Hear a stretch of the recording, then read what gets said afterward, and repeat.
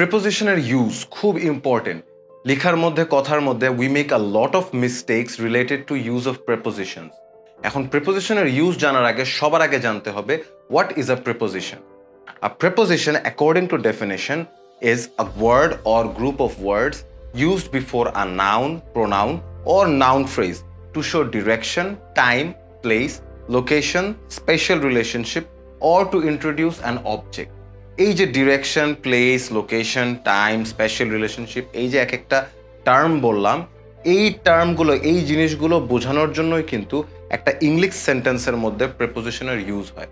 আমরা আগেও পড়েছি প্রিপোজিশন কিন্তু একটি পার্টস অফ স্পিচ এবং এটা কিন্তু মূলত মোস্ট অফ দ্য ইংলিশ সেন্টেন্সেসে ইউজ হয় and we make a lot of mistakes with it. So সবার আগে জানতে হবে যে প্রিপোজিশনের কোন প্লেসে, কোন সিচুয়েশনে, কোন লোকেশন এবং টাইমে কোন প্রিপোজিশনটা আমাদের ইউজ করতে হবে এবং এর জন্য আমাদের কমন প্রিপোজিশনসের লিস্টটাও জানতে হবে। So what are the 50 common prepositions used?